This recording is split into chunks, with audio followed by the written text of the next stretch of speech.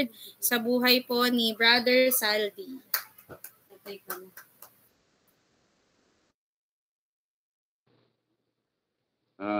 Sa mapagpalang gabi po sa bawat isa, bago po tayo mag-umpisa, tayo po ay manalangin. Ama namin Diyos na dakila sa lahat, maraming salamat po Ama sa oras na to na pinagkaloob mo Lord na makapag-aral muli kami ng mga salita Panginoon sa True Bible OBS na to Panginoon. Thank you Lord God sa mga kapatid ko na nakikinig ngayon Panginoon. Nawa po Panginoon ay magsilbi kaming parang matabang lupa Panginoon na pagtatanim ng mga salita Panginoon. Karoon to ng aplikasyon sa Panginoon at maipamahagi namin to sa iba dahil magandang balita, tulong ginawa mo sa krus, baryo Panginoon kung magkaroon ng kaligtasan at muli para saan mo sa Panginoon. Thank you Lord God sa mga nakikinig ngayon at I pray Lord God sa mga bumabiyahe pa Panginoon ay paratingin mo sila ng safe and sound sa kanilang mga tahanan at makahabol Panginoon at ganoon din ang aming connections Panginoon. Ayusin mo ito Panginoon, ayusin mo ang hadlang Panginoon sa bawat pag-share ng iyong mga salita Panginoon. Maraming salamat Ama, gabayan mo ang lingkod sa pagbabahagi ng iyong salita na may maging mouthpiece ako Panginoon ng iyong salita Panginoon. Talagang maintindihan namin ito at buksan mo ang mga spiritual senses, Panginoon. Maraming salamat, Ama, sa iyong pinakamatag sa pagsamba sa tayong pangalan ni Jesus. Amen. Maliwanag po ba? Okay po ba? Rinig naman pa. Ay, parang wala. Rinig naman. Ay, wala nga sagot. Okay. Opo, tatay. Okay. May sinaset lang si Mimi. Paglit. Bakit? Maano? Okay. Sige po. Mag-umpisa na po tayo. Bago po ang lahat, binabati ko po ang bawat isa. Yes, hindi po. Binabati ko po ang bawat isa na maligayang Pasko ng pagkabuhay po sa ating lahat. Dahil nga po, last week, yun po yung Holy Week na talaga pong binugunita natin kung paano tayo sinave ng ating Panginoon. At nung bata pa nga po ako, may kwento ko lang po kasi related po ito sa topic. Nung bata po ako, marami po kasing kwento behind sa mga ganyang Holy Week. Andyan po yung bawal daw kami maglaro kasi pag nasugatan kami, matagal gumaling, tapos bawal din kumain ng baboy, ang dami, etc.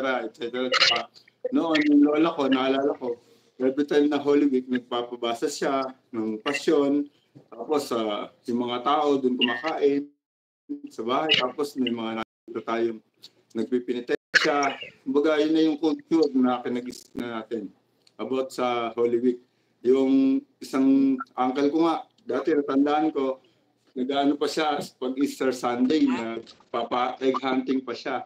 Yung mga egg na yun, may mga kulay, then may mga parang naka-ano siyang price kung magkano yun, ba? Yung blue, ganito presyo. Tapos yung red, yun ang pinakamahal kasi yung Easter egg, symbolize doon sa tomb na new life, again, na pagkabuhay nga ni Jesus. At yung red na painting ng egg, yun po ay nagsisimbolo ng blood ni Jesus na tumubos sa ating mga kasalanan. Ayun, kaya nga po, related dito yung topic natin, kaya po ipakita na po natin yung title.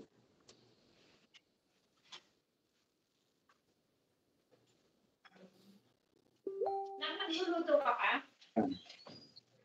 Ayan po, since kasi tapos lang po ng Holy Week, dapat message ito nung last week po to bago mag-Holy Week, pero since hindi po natuloy, kaya ito rin po yung topic ko. Kaya nakalagay po rito, bakit kinain tayo si Jesus?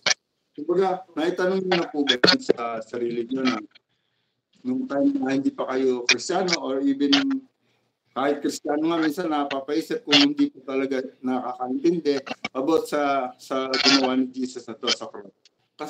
Kasi kung tutusin, di ba, siya, powerful siya yung Diyos, siya yung lumalang langit at lupa, sa salita lang, tapos yung sa iba pang mga ginawa ni Diyos, di ba, kumbaga, walang imposible sa Diyos. Kumbaga, talagang lahat kayang gawin. Hello po. Ay, wait lang po. Ay, yung kay Sister Opi po, pwede pong pa-mute po. Yan, okay po. Pwede pong pa-mute po kay Sister Opi. Thank you po. Hindi pa po kasi ko admin kaya hindi ko pa po ma-mute. Okay. Okay. Ayan, yung tanong nga natin, ang tanong ko nga rin minsan, bakit nga kailangan mamatay ni Jesus? Kasi nga, napaka-powerful niya para ma-save tayo. Sa salita lang, di ba po, nalalang niya lahat at lupa, lahat ng nandito, nalalang ng Diyos. Pero bakit kailangan pa niyang mamatay para lang sa atin, di po ba? Kumbaga, kung mapapaisip ka, kung tutusin, hindi na niya kailangan pang komportable sa langit, tsaka Diyos siya. Para sino ba tayo para babayin pa niya rito at mamatay siya?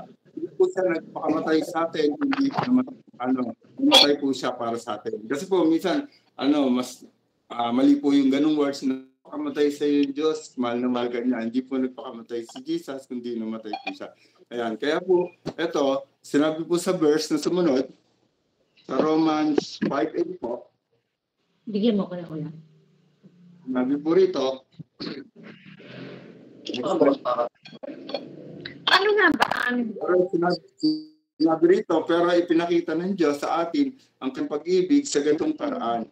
Kahit nung tayo makasalanan pa, namatay si Kristo para sa atin. Kumbaga, ang Diyos, hindi siya hindi ka mabuti sa Kanya, hindi ka sumusunod sa Kanya, wala na siyang pakialam sa iyo. Pero yun po ay ibang na po yun. Kasi sa atin po, sa kalagayan po natin, bukod sa pagiging suwail natin, kasalanan natin, pero binigay pa rin ng Diyos ang kanyang bugtong na anak para mamatay para sa atin, para sa ating kaligtasan. Kaya nga po, meron po tayo ditong kasagutan, 5 points na mapapag-aralan kung bakit nga ba kinailangang mamatay si Jesus.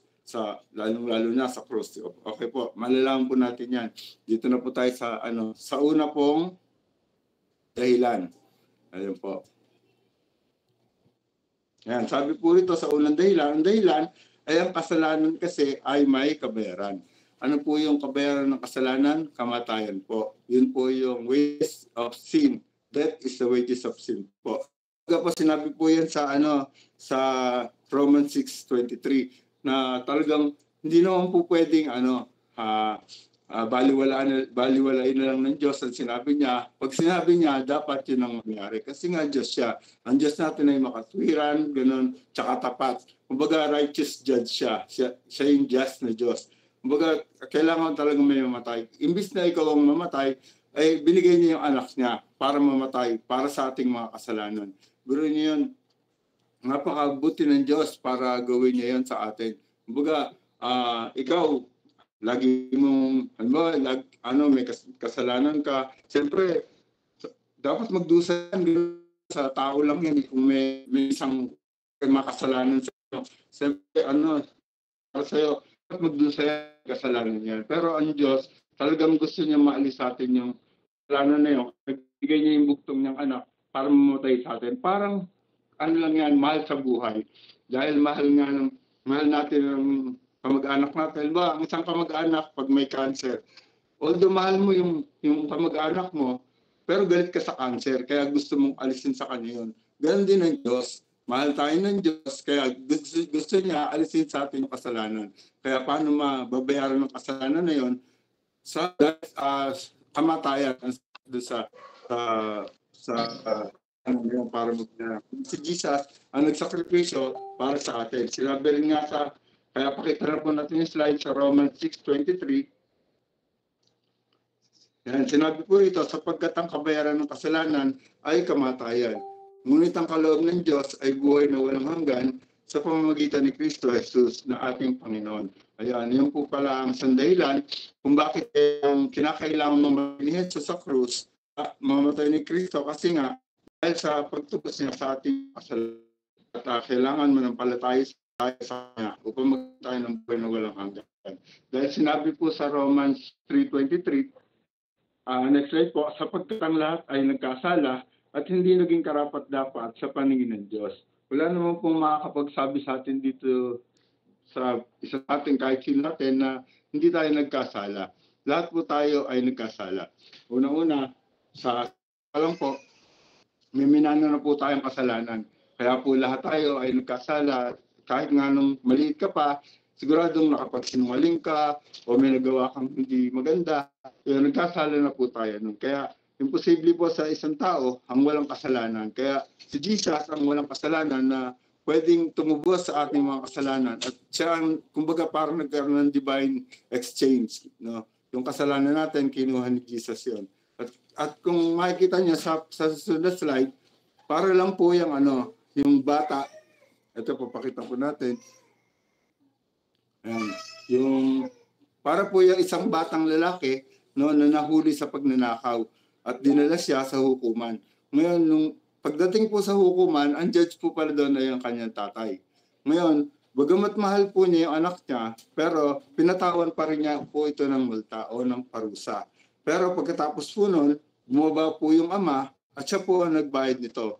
Ganon din po ang ginawa sa atin ni Jesus nung tayo po ay sinalba niya sa kasalanan. Siya na po ang nagbayad ng kasalanan natin na hindi po natin kayang bayaran. Ayan po. Ayan, dito na po tayo sa pangalawa.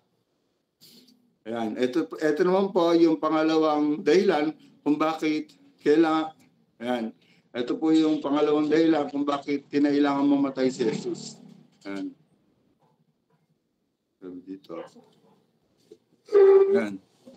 Sabi rito, dahil walang makakaligtas sa sarili niyang gawa.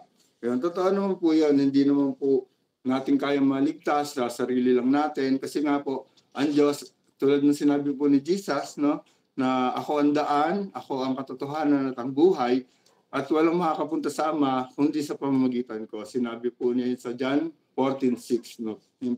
Ayan, sinabi niya po yon dahil nga po, naligtas po tayo dahil sa biyaya ng Diyos. Yan. Pakita po natin yung next slide sa Ephesians chapter 2, verse 8 to 9. Sinabi po rito, dahil sa biyaya ng Diyos, naligtas kayo nang sumampalataya kayo kay Kristo. Kaloob ito ng Diyos. Kumbaga, regalo ito ng Diyos sa atin. Kaya, at hindi galing sa inyo. Kumbaga, hindi talaga galing sa ating mga sariling gawa. Meron kasing mga matatanda, yung mga matatanda sa amin dati, di ba, sabi nila, ako basta wala akong masamang ginagawa. Wala akong tinatapakan ng tao, wala akong nagabyado. Kaya hindi ako mapupunta sa impyerno. Sa langit ako. Ganun ang paniniwala nila, which is sayang. Kasi, hindi masama yung mabuting gawa. Kasi, isa yon sa bunga ng pagiging Kristiyano mo, yung mabuting gawa. Nawa, maging tama yung pagiging mabuting gawa niya. Dahil yon sa pagiging Kristiyano niya, kaya mabuti yung ginagawa niya. Hindi yung dahil sa maliligtas ako dahil dito sa mabubuting gawa. Sana po ay naintindihan natin. At saka sabi rin dito, hindi ito nakasalalay sa mabubuting gawa para walang maipagmalaki ang sinuman. Kumbaga, magmamalaki ka na kasi kung sa paggawa na lang ng mabuting basihan. Tulad na lang ng mayayaman, paano gumawa sila ng mabuti? Kumbaga, sakaling kaingan lang, wala na tayong magagawa kung mahirap tayo. Kasi, nagbigay sila ng bulto-bultong relief o pagkain o kahit anuman, bahay, magbigay sila. Hindi kaya ng mahirap yon. Paano na masasave ang mahirap kung sa mabubuting gawa lang ang basihan? Hindi po ba? At saka, yun po ay dapat natin maunawaan na ang Diyos by His grace and through faith kaya tayo naligtas dahil lang sa biyaya ng Diyos. Kasi yan talaga ang basihan ng pagiging ligtas, yung grace na binigay ng Diyos sa atin. Kaya po, pakita niyo po yung isang slide yan, yung sumunod. Kaya kahit po maghapon o kahit magdamag, gumagawa ka ng magbuti o tumutulong ka sa kapwa mo, pero kung hindi mo naman kilala si Jesus, nonsense po yun. Kumbaga sayang. Sayang naman. Kasi kailangan din yung mga mabubuting gawa sa isang Kristiyano. Yan po ang nagpapatibay sa pagiging Kristiyano para nakikita ang resulta ng pagiging Kristiyano ay sa mabubuting gawa. Hindi po hindi po counted, kumbaga, hindi po magmamatter yun sa Panginoon kung sa good works ka lang be-based po. Di ba ba? Tsaka, mahirap po yung gano'n, yung sa mabubuting gawa kasi nga po, sa mayayaman na lang po na kumbaga yung favor mapupunta. Ayan po. At sumunod po, pakita po natin yung picture. Ayan. Ito po, kung makikita nyo, para po yung parang nalulunod na tao na kahit anong gawin niya, hindi niya kayang iligtas yung sarili niya, kundi kailangan niya ng lifeguard. Ayan. Kung sino po ba ang lifeguard natin, yun po yung si Jesus. Siya lang po ang may kakayanan na magligtas sa atin na dahil mananampalataya sa kanya, tayo maliligtas dahil nga sa cross barrio. Kaya niya lahat ng mga utang para lang magkaroon ng buhay na walang hanggan kasama niya sa langit. Kaya praise God, di ba? Sa ganung pagliligtas ng Panginoon. Yan. Sa number 3 naman po, ayan. Ito po yung isang dahilan. Ayan. Bakit kailangan mamatay si Jesus? Dahil ito sa plano ng Diyos mula pa simula. Ayan. Kung naalala po nyo, nung simula pa lang, nung nagkasala ang tao, nung kay Eva at Adan pa lang, sinabi na ng Diyos yun na nung bago pa sila kumain ng fruits na pinagbabawal ng Panginoon, sinabi ng Panginoon doon, huwag kayong kakain ng bunga na yan. Makakain nyo lahat ng mga bunga dito sa paraiso, pero bukod lang doon sa bunga ng pagkaalam ng mabuti at masama kasi tiyak na mamamatay kayo. Ayun, since nagkasala sila dahil sinuway nila yun, yun nga po ang masama doon sa ginawa ng ahas, no? Sinabi niya na hindi kayo mamamatay kasi nga hindi agad sila namatay pero mamamatay din. Hindi po pinlano ng Diyos ang tao o ginawa ang tao para mamatay. Ang ginawa po ng Diyos ang tao para po mabuhay. Lamang nagkaroon ng problema, nagkasala po ang tao. Kaya po doon ang kabayaran ng kasalanan, yung kamatayan. Kaya po, dahil plano nga po ito ng Diyos, nung pasimula pa lang, nailigtas ang kasangkatawan through Jesus Christ. Hindi po ba? Makikita po natin yan sa lahat po ng scripture sa Old Testament na ang mga sinasabi doon na prophecy ay patungkol kay Jesus, kung paano ililigtas ng Panginoong Diyos ang sanlibutan, kung paano makakabalik ang mga tao sa Diyos, di ba? Di po ba? Yun po ang dahilan kung bakit kinailangan mamatay ni Jesus. Dahil po para po mapulfill ang mga prophecy nung unang panahon pa lang, mula pa nung pasimula. Kaya po sinabi po rito sa Isaiah 53 verse 5, ayan, ang totoo, sinugatan siya dahil sa ating mga pagsuway. Binugbog siya dahil sa ating kasamaan. Ang parusang tinis niya ang naglagay sa atin sa magandang kalagayan. At dahil sa mga sugat niya ay gumaling tayo. Kung tutuusin nga po, tayo dapat itong sinugatan. Di po ba? Tayo rin po dapat yung binugbog. Dahil po tayo yung makasalanan. Bakit kinuha ni Jesus to? Kung tutuusin, hindi niya deserve to. Siya ay perfect, siya ay Diyos. Hindi po siya sinugatan. Pero para po sa atin, kaya po niya ginawa, kaya po siya nagkaganyan. Dahil po nakaplano na po yan kung paano yung way na ligtas si Jesus sa atin, di po ba? Tsaka po, imagine niyo po kung gaano kahirap ang dinanas si Jesus noong time na yan. No, nagkaroon siya ng emotional stress, hindi lang yung pati yung kanyang yung kanyang pag-iisip, yung kanyang physical, nagkaroon talaga siya ng stress noong time na yan, sobra. Grabe po ang paghihirap ni Jesus noon para lang sa atin. At yung second slide po, hindi po aksidente ang cross. Ano po? Ayan po, pakita po natin. Ayan, hindi po aksidente ang cross na yan na sa susunod pa po yan. Ayan. Yung cross po, nung una pong meaning ng cross, yan po yung shameful way of execution. Ano po ba? Nakakahiya po pagka nailagay ka diyan. Kumbaga sa mga Romano kasi, yan yung parusa nila sa mga tao na sumusuway sa gobyerno nila, taong kumakalaban sa kanila. Ganyan po kagrabe ang execution ng araw. Talagang nung bago pa kay Jesus. Kaya shameful way po talaga yung execution. Kaya po after po ng ni Jesus dyan, pag nakikita na po natin yung cross ay God's love and justice na po ang nakikita natin dyan. Kaya po talagang yung cross na yan ay biglang nagkaroon ng parang turnaround gano'n na meaning. Pero kung isipin nyo nga po, no, na kung sa pinakamasamang tao pa na masasabi natin, kasi pwede namang mamatay si Jesus sa stone to death, di ba? Pwede siyang batuhin lang hanggang mamatay, pero mas ginawa ng Diyos, ng Panginoong Jesus, ang pinaka-brutal, pinaka-torture na way of ng pag sa kanya, parang ginawa nilang hype si Jesus dito. Grabe yung pagkakapatay sa kanya rito, di ba? Ibig sabihin, kung magkaroon man ng tao ng grabing sabihin na natin pinakamasamang tao na nagkasala, wala, ayan na yung inirepresent ni Jesus, yung pinaka-brutal na rin na pagpaparusa. Yan na rin ang meaning nun. Ibig sabihin, ako, nagkasala ako ng gano'n, hindi na ako mapatawad. Ayun na, binayaran ni Jesus sa cross pa, di po ba? Hindi simpleng kamatayan lang ang nagawa kay Jesus dyan. Kumbaga, walang katulad na gawa dyan. Kasi common na po noon nung pinaparusahan ng mga Romans ang inilalagay sa cross, yan po yung nakatali lang.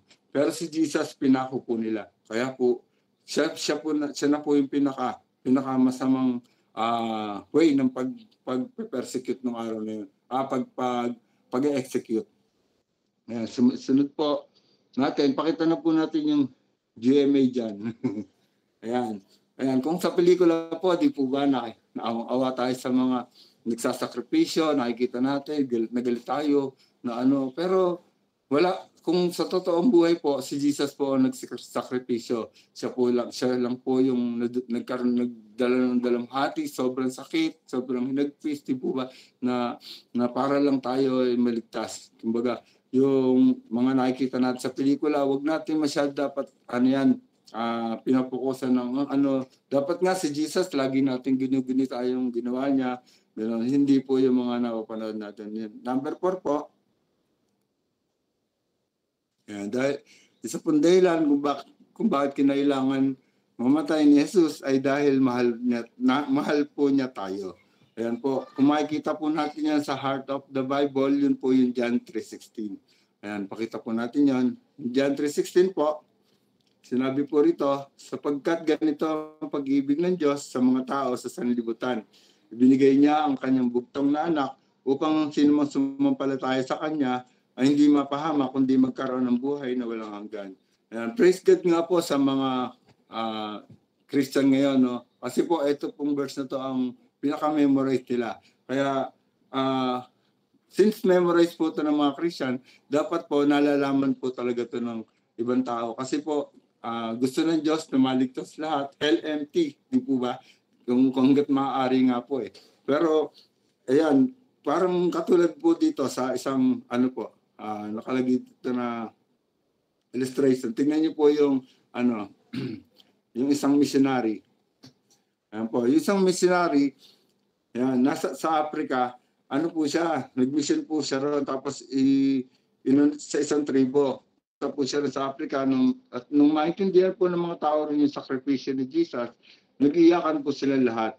No, isa po sa kanila nagsabi na, kung totoo ito, bakit ngayon lang sinabi? Kumbaga, ganun din po ba ang dapat nating dapat pang sabihin sa atin ng tao? Kung alam mo pala to, bakit ngayon mo lang sinabi sa akin na ganun pala ang ginawa ni Jesus sa akin para magkaroon ako ng buhay na walang hanggan.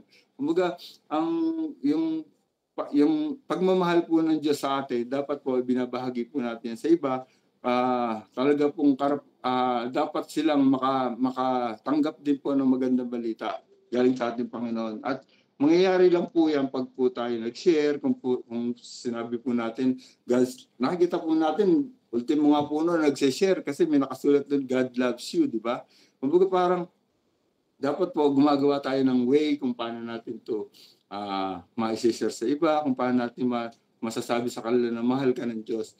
Yung meron pa nga pong isang punto dyan, yung nagbigay po ng Bible sa isang naninigarilyo. Naninigarilyo po siya. Since yung Bible po, sa totoo lang, nakakaawa yung mga dating namimigay ng Bible na kumukuha nun. Ginagawa pa nga nilang rolling paper rin eh. Kumbaga, nung time namin, parang ang sama ng dating. yung Bible pa ginawa nila na rolling paper sa pag-aadik nila. Ayan, meron po daw isang misyonaryo na nagbigay ng Bible sa isang nakatambay lang na naninigarilyo. Sabi niya, bibigyan kita ng Bible para malaman mo yung magandang balita. Pero sinabi niya, papang sigang yan.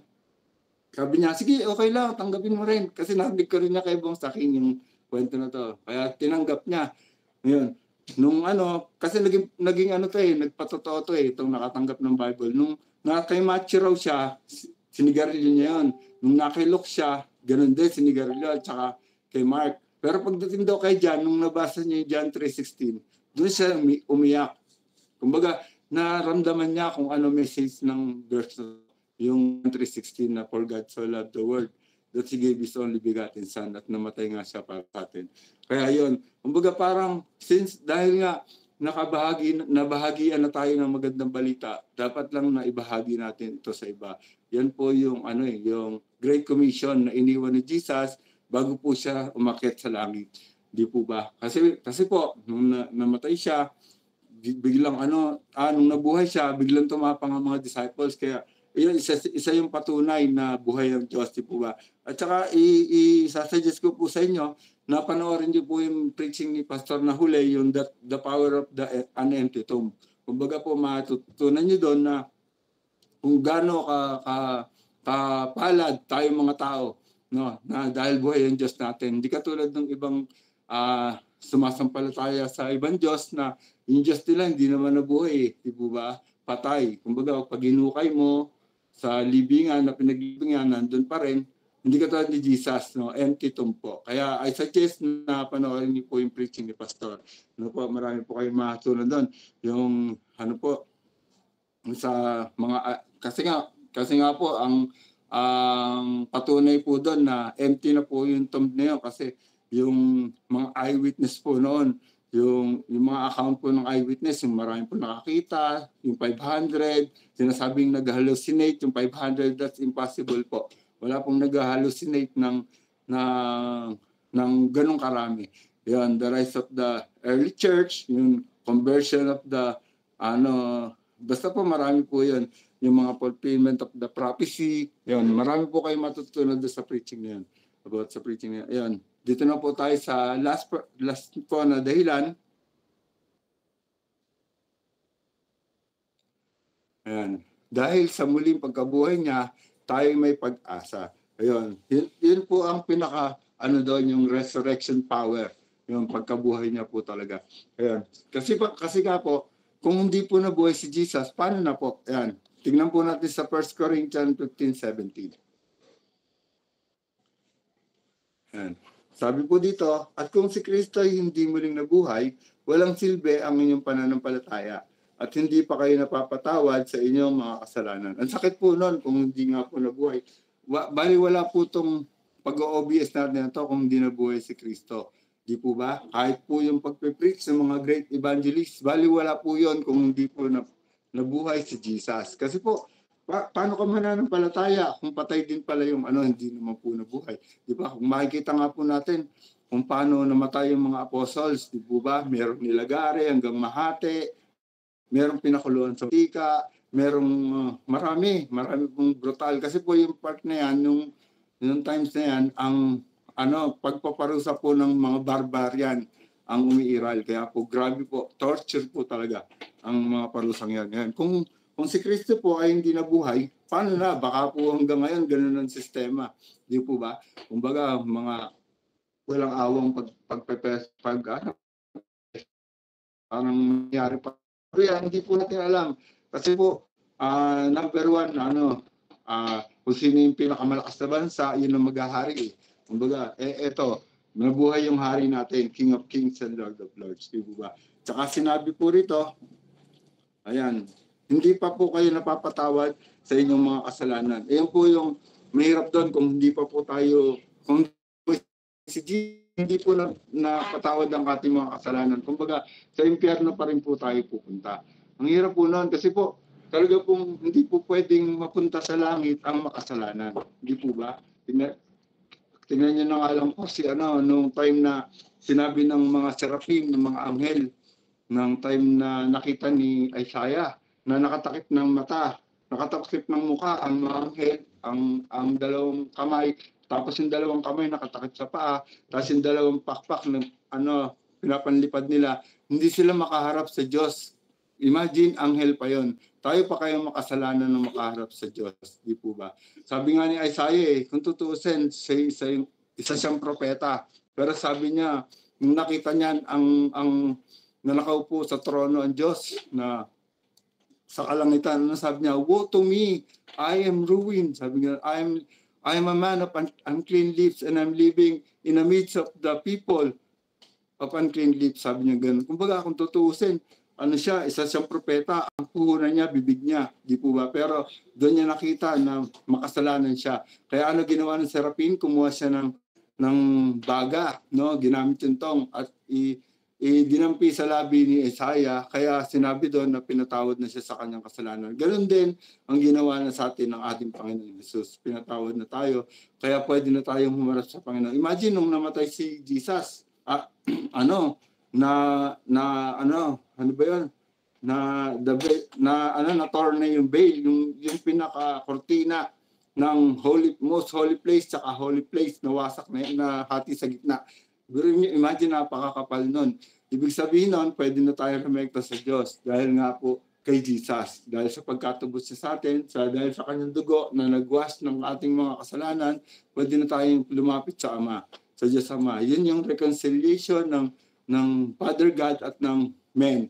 Nung time na yon na pagkaligtas sa atin ni Jesus. Kaya thank you sa Panginoong Diyos sa ginawa niyo yun. Ayan. Pakita na po na.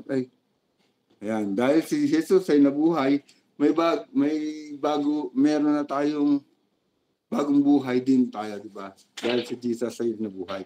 Ito po yung pangwakas na panawagan sa bawat isa.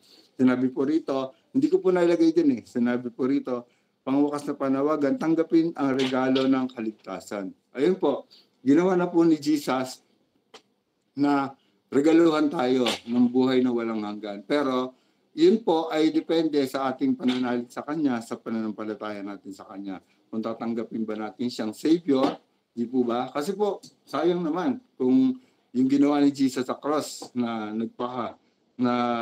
matay siya sa cross para sa kasalanan natin. Pero kung yung iba kasi tinatanggi si Jesus, di po ba? Sayang yung regalo, di po ba? Mostly yung mga earthly presents, di ba? Yung mga regalo na dito sa mundo, tuwan-tuwa tayo pag tinatanggap natin, pero hindi nila alam, sayang, kung hindi nila tatanggapin ang regalo ng Diyos sa atin, which is yung kaligtasan nga na binigay ni Jesus.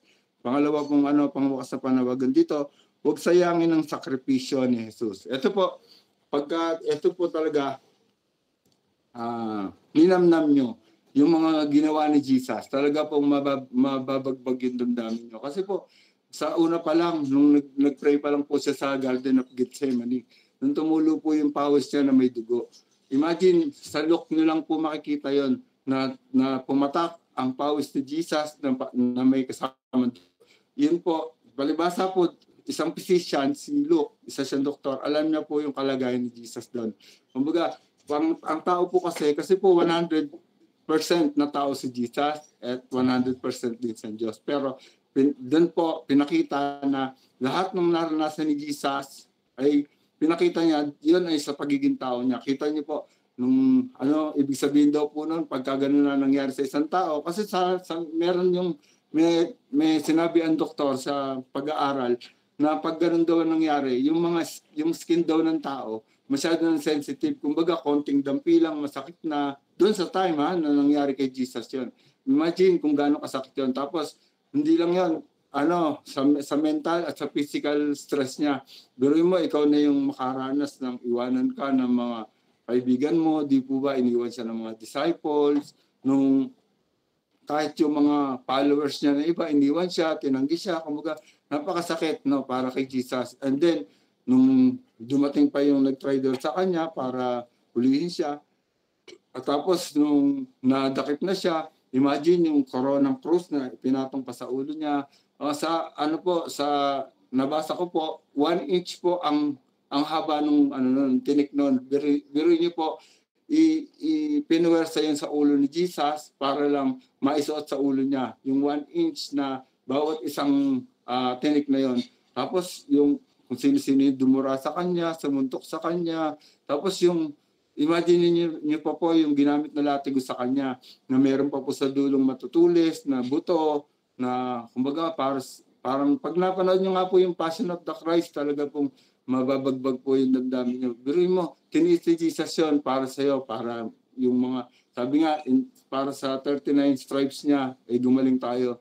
Kung tutusin nga daw po, hindi lang 39 stripes ang inabot ni Jesus doon eh. Kasi sa law of Jews, dapat 40 lang yung stripes na ibibigay sa'yo. Pero walang pakialam mga Maromano sa mga stripes na yan. Kung ilan ang ibibigay nila nasa kanila yan. Pero makikita naman natin, di po ba, nahataw siya. Kahit yung cross, pasan-pasan niya na. At imagine, yung cross po ay nagtitimbang po siya ng 75 kilos halos. Biruin mo, ang bigat nun, pinapasan nila kay Jesus. Tapos gutom na gutom pa si Jesus. Kasi nung last supper pa siya kumain. Imagine niyo, tapos uhaw na uhaw po siya nung nilagay siya sa cross. Imagine niyo na habang nasa cross siya, hirap na hirap siya. Yung may pako na ang haba ay 5 inches to 7 inches na ibinaon sa kamay niya at sa paa. Imagine niyo kung gaano kahirap yun. 6 hours siyang nakahang doon sa cross. Para lang sa'yo. Imagine natin po kung paano nagsakripisyo si Jesus noon at wag po natin sayangin. Di po ba? Wag po natin sabihin na wala akong kwenta, hindi ako mahalaga. Napakahalaga po natin sa Diyos. Dapat po nating maisip na hindi po yun part ng basta lang ginawa ni Jesus. Habang ginagawa po yun kay Jesus, ni Jesus, iniisip niya po ikaw. No? Iniisip niya po bawat isa sa atin. Lahat po tayo iniisip ni Jesus ng ginagawa na kailangan niyang maibalik tayo sa Diyos para tayo ay magkaroon ng buhay na walang hanggan. Imagine, sino ba tayo na tao na para paglaanan niya ng ganung sakripisyo? Wala pong ibang makakagawa nun. At sa huli pa pong pangwakas na panawagan, manampalataya at sumunod sa Kanya. Yun lang po ang gagawin ng tao. No? Manampalataya po sa Kanya at sumunod para po talaga yung kaligtasan sa atin. Sabi po dito sa closing verse sa 2 Corinthians chapter 5 verse 15, sabi po rito, at siya'y namatay para sa lahat upang ang mga nabubuhay ay huwag nang mabuhay para sa kanilang sarili, kundi para sa Kanya na namatay at muling nabuhay para sa kanila. Yan. Kumbaga po, sinabi ni Jesus doon, take up your cross and follow me. Yun po. Kumbaga parang bilang isang Kristiyano, hindi na po bagay sa atin yung Kristyanuhan. Dapat po talaga maging Kristiyano po tayong totoo na sumusunod sa ating Panginoong Jesus. Di po ba? Siguro naman po sa mga narinig po natin ngayon, marirecall po natin na grabe pala talaga kung paano ako minahal ng Diyos. At ginawa niya yun para sa akin. Yun. Ayun po. Let's pray po. Maraming Diyos na dakila sa lahat. Maraming salamat po, Ama, sa mensahe na ipinagkaloob mo sa amin ngayon. Panginoon, nalaman namin kung gaano kami kahalaga sa iyo, kung gaano mo kami kamahal, Panginoon. At walang makakatumbas ditong iba, Panginoon, kundi ikaw lamang, Panginoon, at makapagbayad, Panginoon, ng aming mga kasalanan. Alam po namin na hindi namin ito kayang bayaran, Panginoon. Kaya salamat, Panginoon, dahil sa pagmamahal mo, Panginoon, ay namulat kami, Panginoon, na dapat ka lang namin, Panginoon, mahalin din, Panginoon. Dapat deserve mo, Panginoon, na ikaw ay aming sambahin, Panginoon. Deserve mo ang worship namin, Panginoon. Thank you po, Lord God.